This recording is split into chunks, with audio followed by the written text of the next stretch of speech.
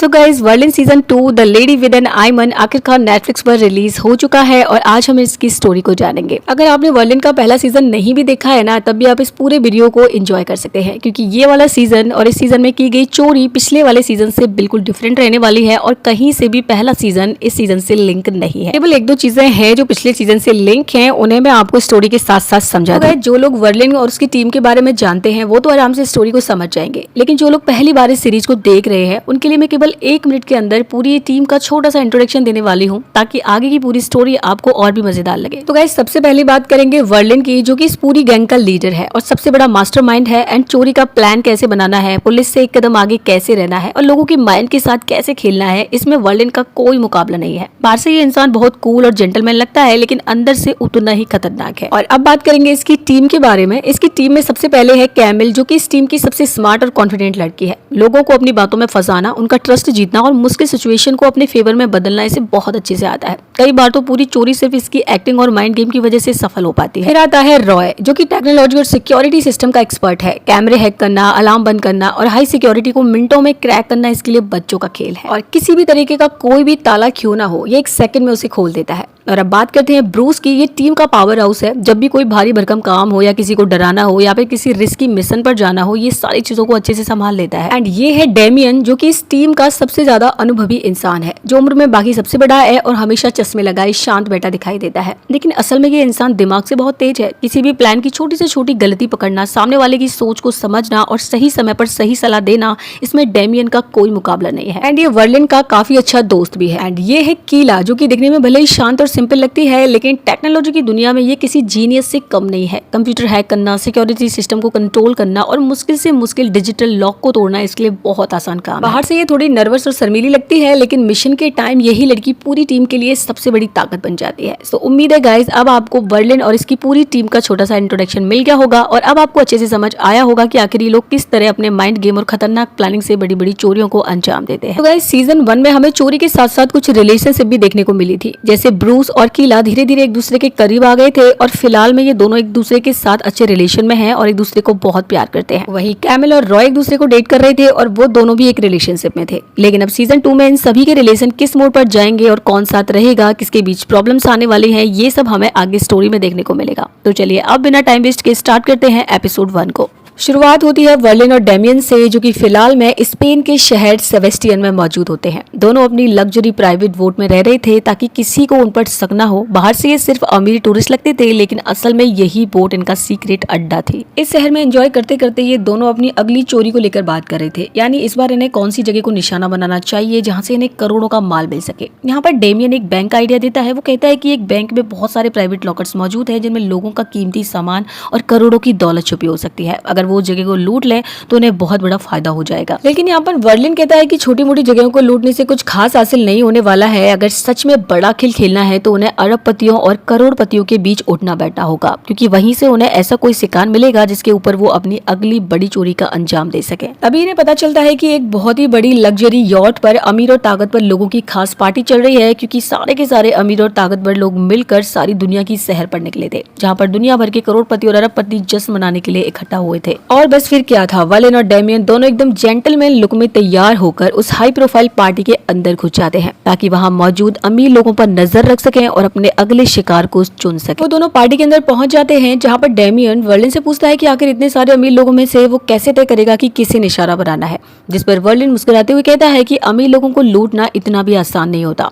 सबसे पहले उनके करीब जाना होता है, उनसे दोस्ती करनी पड़ती है, उनके साथ उठना बैठना करना पड़ता है। फिर धीरे धीरे उनकी आदतें, उनके सीक्रेट्स, उनकी पर्सनल लाइफ और सबसे जरूरी कि वो अपनी कीमती चीजें कहाँ पर छुपा कर रखते हैं, ये सब पता करना पड़ता है। और जब सब सामने वाले इंसान के बारे में हर छोटी मोटी बात पता चल जाए, तभी सही समय देखकर उन पर वार किया जाता है। खैर, अब दोनों अपने अपने काम पर लग जाते हैं और तभी वर्लिन की नजर अपने अगले शिकार पर पड़ती है। अचानक से उसकी टक्कर एक बेहद रिच और हाई प्रोफाइल औरत से हो जाती है। वर्लिन उसे पहले से ही पहचानता था, क्योंकि वो मालगा की रानी थी और दोनों एक दूसरे से बड़ी ही शाही अंदाज में मिलते हैं और वहीं से वर्लिन की नजर उस औरत पर टिक जाती है। लेकिन तभी यहाँ पर उस रानी का सर्वेंट आकर उसे महल वापस जाने के लिए कहता है, क्योंकि कोई अर्जेंट काम आ गया था। और अब रानी जैसे वहां से जाने लगती है तो वर्लिन अपने शिकार को इतनी आसानी से तो नहीं जाने देने वाला था और इसीलिए वो खुद उसे उसकी कार तक छोड़ने के लिए जाता है।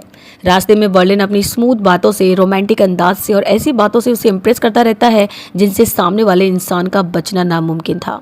और वर्लिन इन सारी चीजों में पहले से ही काफी माहिर था। खैर जाते जाते रानी वर्लिन को अपने महल आने का ऑफर देती है और ये सुनकर वर्लिन काफी ज्यादा खुश हो जाता है क्योंकि वो तो शुरुआत से यही चाहता था और वो तुरंत आने के लिए हाँ कर देता है। और गाइस यहाँ पर मैं आप सभी को एक बात पहले से बता दूं कि वर्लिन इसका असली नाम नहीं है बल्कि सिर्फ इसका कोड नेम है। असली नाम है आंद्रेस, लेकिन इस पूरी स्टोरी में मैं इसे वर्लिन ही कहकर बुलाने वाली हूँ क्योंकि ज्यादातर लोग इसी नाम से इसे जानते हैं और इससे आपको स्टोरी समझने में भी आसानी रहेगी। तो प्लीज बाद में कॉमेंट में आकर मुझे करेक्ट मत कीजिएगा। खैर हम देखते हैं अगले ही दिन वर्लिन पूरा सज धज कर एकदम जेंटलमैन लुक में हाथ में गिफ्ट लेकर रानी के महल पहुंच जाता है, जहां उसका बहुत ही शानदार तरीके से स्वागत किया जाता है। वर्लिन को लगा कि अब रानी उसे पूरा महल दिखाने वाली थी, लेकिन यहाँ पर मामला कुछ और ही निकलता है क्योंकि रानी उसे सीधे राजा से मिलवाने के लिए लेकर चले जाती है। असल में रानी का वर्लिन से टकराना और उसे महल आने का ऑफर देना कोई इत्तेफाक नहीं था, बल्कि ये सब कुछ पहले से ही प्लान किया गया था। उसका असली काम वर्लिन को किसी तरह महल के अंदर लाना और उसकी मुलाकात राजा से करवाना था। यानी रानी ने जो कुछ भी किया वो सब कुछ राजा के कहने पर किया। एंड अब जैसे ही राजा वर्लिन से मिलता है तो उससे कहता है कि उसने उसके बारे में बहुत कुछ सुन रखा है और ये सुनते ही वर्लिन काफी ज्यादा शॉक्ड हो जाता है क्योंकि उसे समझ नहीं आता कि आखिर राजा को इसके बारे में इतना सब कैसे पता है।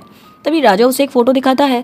असल में पिछले सीजन में वर्लिन और उसकी टीम ने एक महल में बहुत कीमती चीज की चोरी की थी, जो राजा के एक खास दोस्त का महल था और उसी आदमी ने राजा को बता दिया था कि वर्लिन और उसकी पूरी टीम काफी प्रोफेशनल चोर है और यही वजह थी कि राजा ने जानबूझकर वर्लिन को अपने महल बुलाया था ताकि वो उससे एक बहुत बड़ी चोरी करवा सके, क्योंकि राजा अच्छी तरह जानता था कि वर्लिन कोई मामूली चोर नहीं है बल्कि एक ऐसा मास्टरमाइंड है जिसे आज तक ना तो पुलिस पकड़ पाई है और ना ही उसके खिलाफ कोई पक्का सबूत मिल पाया। खैर अब राजा सीधे मुद्दे पर आता है। वो वर्लिन से कहता है कि वो उसके लिए लियोनार्डो दा विंची की बेहद कीमती painting the lady with an ermine की चोरी करेगा, जिस पर वर्लिन कहता है कि हाँ उसने उस पेंटिंग के बारे में अच्छे से सुना है। फिलहाल में वो पेंटिंग क्राको के चार्टोरिस्की म्यूजियम में रखी हुई है। राजा बताता है कि हाल ही में उस पेंटिंग को एक खास प्रदर्शनी के लिए क्राकोव से सेविल लाया जा रहा है और वो चाहता है कि वर्लिन उसके लिए उस पेंटिंग की चोरी करे। और अब वर्लिन राजा से कहता है कि वो इस बारे में सोचकर बताएगा, क्योंकि यहाँ पर उसे समझ आ चुका था कि वो राजा कोई सीधा साधा इंसान नहीं बल्कि काफी खतरनाक और क्रिमिनल सोच वाला आदमी है। उसने अपने महल में खतरनाक डॉग्स और हथियारबंद बॉडीगार्ड्स रखे हुए थे। वापस आने के बाद वर्लिन काफी गुस्से में था और वो डेमियन से कहता है कि उस रानी ने उसे धोखे से राजा के पास बुलाया और उसकी इतनी बेइज्जती की और अब वो उस राजा को इतनी आसानी से छोड़ने वाला नहीं है। अब वर्लिन डेमियन से कहता है कि उन्हें चोरी तो करनी ही है और अब वो चोरी इसी राजा के यहाँ पर करेगा। यहाँ पर वर्लिन का कहना था कि चोर के घर में चोरी करने का मजा ही कुछ और होता है और बस यहीं से वर्लिन डिसाइड कर लेता है कि अब उसका अगला निशाना वही राजा बनने वाला है। और इसके बाद वर्लिन डेमियन से कहता है कि वो पूरे गैंग को यहाँ पर बुला ले, क्योंकि अब समय आ चुका है एक नई चोरी स्टार्ट करने का। तभी हम देखते हैं वर्लिन की नजर सामने वाले घर पर जाती है, जहाँ पर एक लड़की गुस्से में अपने बॉयफ्रेंड का सारा सामान खिड़की से बाहर फेंक रही थी, क्योंकि उसने अपने बॉयफ्रेंड को अपनी ही कजिन के साथ देख लिया, इसीलिए वो उसे अपने घर और जिंदगी दोनों से निकाल रही थी। लेकिन वर्लिन का ध्यान उस लड़के पर नहीं बल्कि उस लड़की पर टिक जाता है, क्योंकि वो लड़की बाकी लड़कियों से बिल्कुल अलग थी, एकदम बेफिक्र, बिंदास और मुंह फट, जो भी दिल में आता वही बोल देती और उसे किसी की परवाह नहीं थी और ना ही किसी तरीके का कोई दिखावा था। एंड वर्लिन उसके बाद जाकर उससे बातें करने लगता है, लेकिन बातों ही बातों में वो लड़की बहुत ही मजेदार अंदाज से उससे बात करती रहती है और चुपके से 2 बार उसके कोट को छूती है और फिर अपनी जबरदस्त हाथ की सफाई दिखाते हुए पल भर में वर्लिन का पर्स निकाल लेती है और वहां से निकल जाती है। हालांकि वर्लिन को सब पता चल चुका था, लेकिन फिर भी वो ऐसे बिहेव करता है जैसे उसे कुछ समझ में ही नहीं आया। तभी वहाँ पर डेमियन आता है और वर्लिन मुस्कुराते हुए उससे कहता है कि उस लड़की ने कितनी सफाई से उसका पर्स चुरा लिया। डेमियन कहता है उसे जाकर अपना पर्स वापस लेना चाहिए, लेकिन वर्लिन तो यहाँ पर काफी ज्यादा इम्प्रेस्ड था। वो कहता है कि इसे असली हाथ की सफाई कहते हैं और ऐसा टैलेंट हर किसी के अंदर नहीं होता, इसलिए उसके इस हुनर के लिए इतना छोटा सा तोहफा तो बनता ही है। अब हमारा सीन जाता है बाकी टीम मेंबर्स पर, जहाँ पर हमें कीला और ब्रूस को दिखाया जाता है। यहाँ तक आते आते दोनों एक रिलेशनशिप में आ चुके थे। ब्रूस जो पहले 1000 लड़कियों के साथ रिलेशन में रहने वाला और बिगड़ा हुआ लड़का था, अब वो पूरी तरीके से बदल चुका था।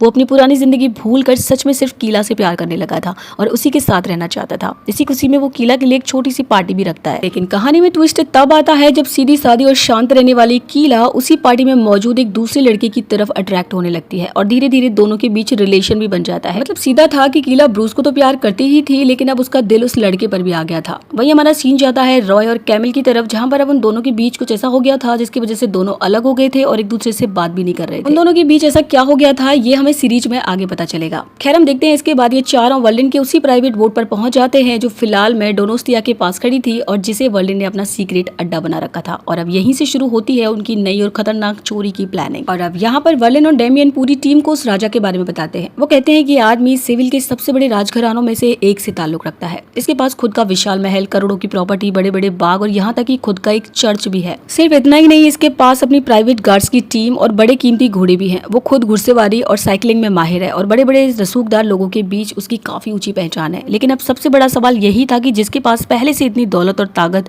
और शानो शौकत मौजूद है, आखिर उसे फिर भी उस पेंटिंग को चुराने की क्या जरूरत पड़ गई। और वर्लिन कहता है यही सवाल उसने भी राजा से पूछा था जब वो उससे मिला था, जिस पर राजा का कहना था कि वो पेंटिंग उसके पूरे कलेक्शन की सबसे शानदार और सबसे कीमती पेंटिंग बनने वाली है। और अब वर्लिन समझ चुका था कि जब राजा ने उस पेंटिंग को अपने पूरे कलेक्शन की सबसे लाजवाब चीज बताया है तो इसका मतलब साफ है कि उसके पास पहले से ही कई बेहद महंगी और लग्जरी चीजों का सीक्रेट कलेक्शन मौजूद है। और बस यहीं से वर्लिन का असली प्लान स्टार्ट होता है, क्योंकि अब उसका निशाना सिर्फ एक पेंटिंग नहीं बल्कि राजा का पूरा छुपा हुआ कलेक्शन बनने वाला था। और अब सबसे बड़ी दिक्कत ये थी कि इन्हें अभी तक ये नहीं पता था कि राजा ने इस कलेक्शन को कहां पर छुपा के रखा है। यानी पहले उन्हें ये पता करना होगा कि वो पूरा खजाना आखिर कहां पर रखा गया है और उसके बाद चोरी का असली प्लान स्टार्ट करना होगा। खैर, अब सभी लोग अपने अपने काम में लग जाते हैं और रिसर्च करना स्टार्ट कर देते हैं। इसी बीच रात में वर्लिन रॉय को अपने साथ लेकर उसी लड़की के घर जाता है और उसे ताला खुलवाकर उसे वापस भेज देता है एंड उसके घर में जाकर अपने पर्स को ढूंढने लगता है। लेकिन तभी वो लड़की अचानक से जाग जाती है और वो काफी स्मार्ट थी, इसीलिए बिना देर किए वो सीधे जानवरों वाली शॉटगन निकालकर फायर कर देती है, जिससे वर्लिन को हल्की चोट लग जाती है। लेकिन बावजूद इसके वर्लिन मुस्कुराता रहता है क्योंकि वो पहले से उस लड़की के अंदाज और कॉन्फिडेंस से काफी इंप्रेस हो चुका था। वर्लिन उसे कहता है कि वो यहाँ पर अपना पर्स लेने आया है जिसे उसने दिन में चुरा लिया था। खैर, उसके बाद वो लड़की उसके छर्रे निकालने लगती है, साथ ही उसे अपना नाम भी बताती है। उसका नाम था कंदेला। तभी हमारा सीन जाता है दूसरी तरफ, जहाँ पर हम उस टीम के बाकी मेंबर्स को देखते हैं जो राजा के बारे में जानकारी इकट्ठा करने में लगे हुए थे। और तभी उन्हें पता चलता है कि राजा के 3 सबसे बड़े बिजनेस हैं: जानवरों की देखभाल और उनका ट्रेड, शराब का प्रोडक्शन